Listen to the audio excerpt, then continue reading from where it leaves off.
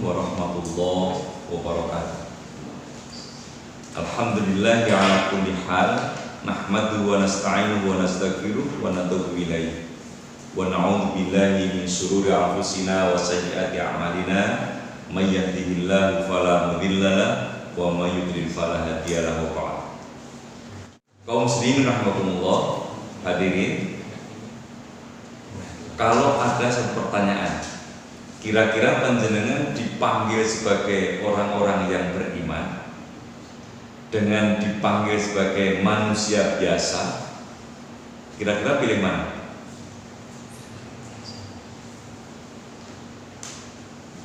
Sudah barang tentu ingin mendapatkan panggilan yang sangat indah itu, orang yang beriman.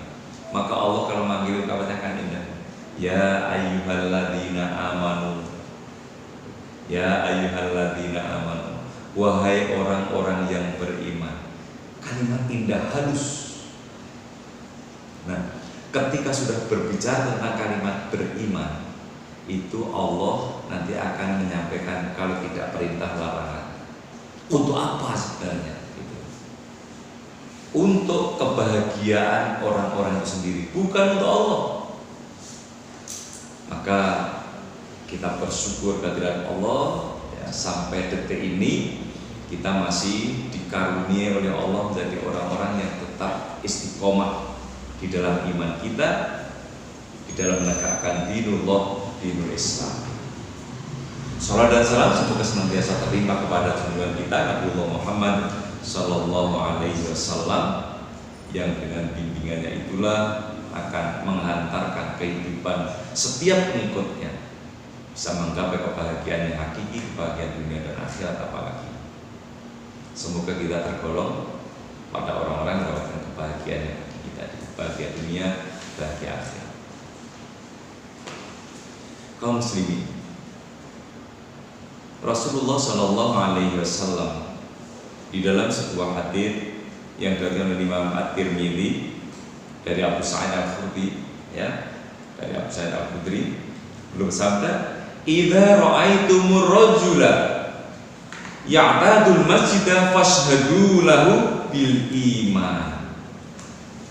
Apabila kamu sekalian melihat seseorang biasa ke masjid, maka saksikanlah bahwa dia adalah benar-benar orang yang beriman. Kembali kepada firman Allah, bahwa Allah menyatakan innama ya'muru masajidallahi man amana billahi wal yaumil akhir ila akhir ayat.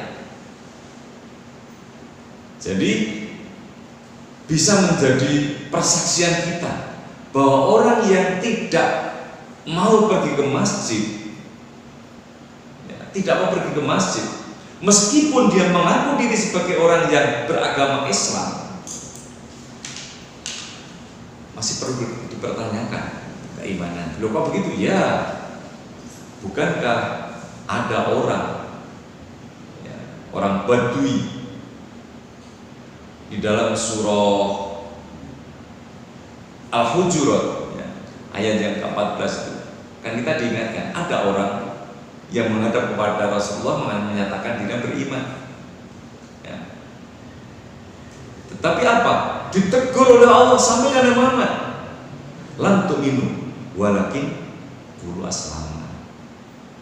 Nah, kalau sudah berbicara tentang orang-orang berislam, oke, sudah banyak. Tetapi tingkat keimanan yang masih bertanyakan. Nah, orang-orang yang rajin ke masjid, orang-orang yang rajin ke masjid, maka Rasul perintah, persaksikan mereka itu adalah orang-orang yang beriman. Mereka itu adalah orang-orang beriman.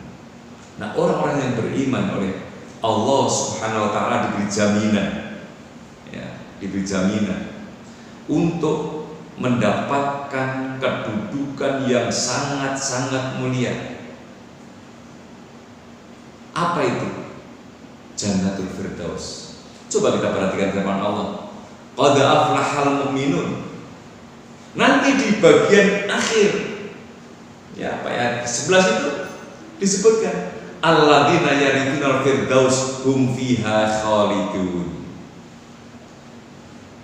Jadi orang beriman dijamin oleh Allah menjadi pewaris Firdaus, Jannatul Firdaus. Orang yang berada di surga itu oleh Allah dinyatakan, wa basyiril ladzina amanu wa 'amilus shalihati anna lahum jannatin tajri min tahtiha al-anhar kullama ruziqu minha min thamarati rizqa qalu hadzal ladzi ruziqna min qablu wa tubi mutasyabiha wa lahum fiha azwajun mutahharah wa hum fiha khalidun. Kalau surah Al-Mu'min disebut pula sebagai hum fiha khalidun. Surah Baqarah awal juga disebutkan mereka adalah hum fiha khalidun. Kekal di surga, kenikmatan yang hakiki orang-orang yang beriman. Oleh karenanya jangan sampai kita ini lepas dari predikat orang yang beriman. Gimana? Satu diantaranya menjadikan kebiasaan kita ke masjid. Jadi kebiasaan kita ke masjid. Cuma sayang kaum muslimin rahmatullah, banyak orang yang tidak menyadari bahwa sebenarnya masjid itu punya fungsi yang sangat bagus, fungsi strategis, tidak sekedar untuk sholat, tidak hanya untuk baca Quran, tidak sekedar untuk taklim, tidak sekedar untuk rapat-rapat membahas tentang keumatan. Tidak hanya itu, tapi itu semua masuk di dalam. Masjid dipakai untuk sholat, masjid dipakai untuk kajian-kajian Al-Quran, hadis, masjid dipakai untuk sekaligus untuk membahas tentang keumatan. Bahkan di masa Rasulullah, masjid itu juga dipakai untuk latihan olahraga. Cuma sudah para tentu beda kondisinya. Kalau di tempat kita ini dipakai untuk olahraga bela diri misalnya, muat berapa ini? Tapi perannya sangat besar. Nah, sayangnya lagi banyak orang yang berlomba-lomba bangun masjid. Masjidnya besar, tapi jamaahnya sedikit. Dan itu pun sudah pernah disampaikan oleh Rasulullah SAW.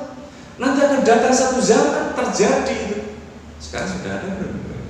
Coba nanti penjenengan renungkan itu. Terjadi belum? Di mana Rasulullah bersabda, ya tiran nasi zamanun yatabahuna bil masajid tsumma la ya'murunaha illa qalila.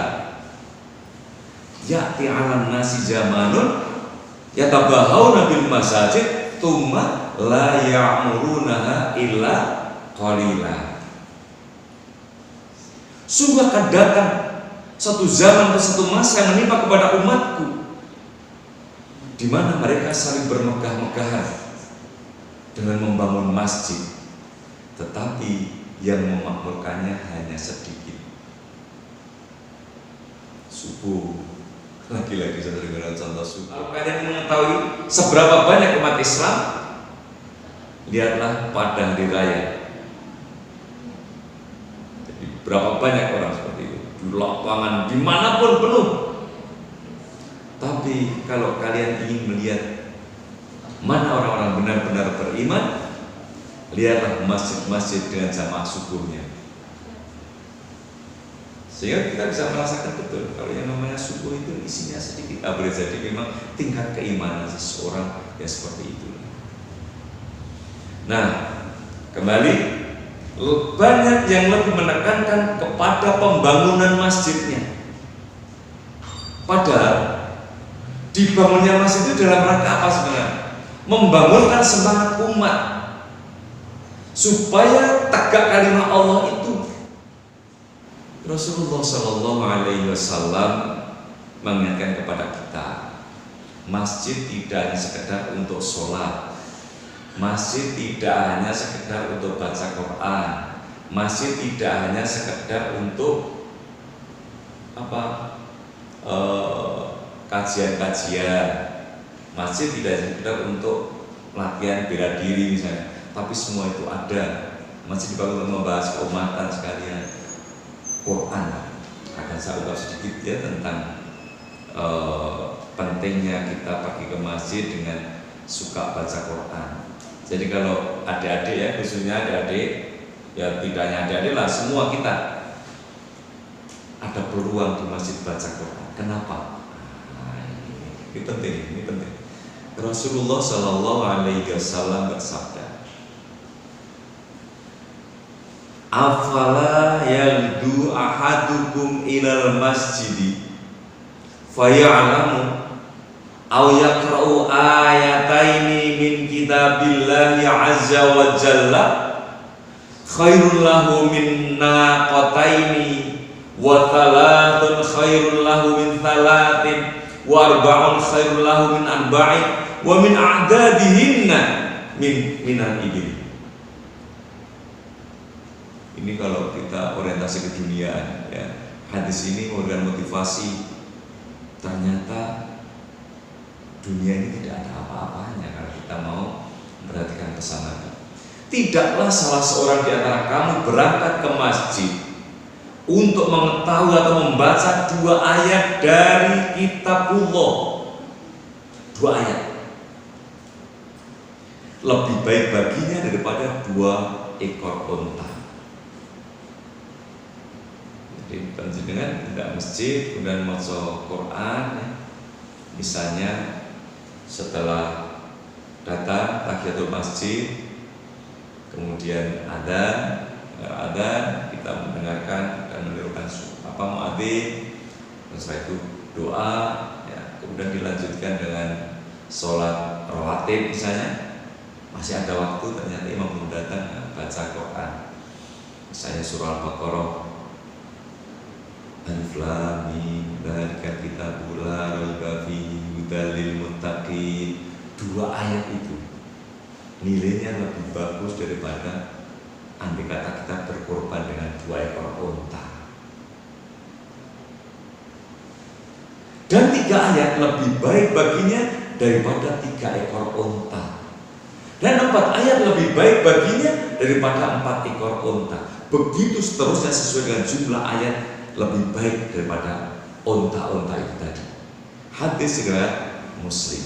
Oleh karenanya kaum muslimin rahimakumullah, kalau kita di masjid sholat oke, baca Qurannya juga harus diperhatikan. Segera begitu ya, mudah-mudahan kita diberi kemampuan oleh Allah, diberi oleh Allah semangat ya, kita rajin ke masjid biar masjid kita ini ya makmur dari subuh, zuhur, asar, maghrib sampai kepada isya, sampai kepada subuh lagi, kemudian bisa memfungsikan masjid tidak sekedar untuk sholat, tapi alhamdulillah kita juga memfungsikan masjid sebagai sarana untuk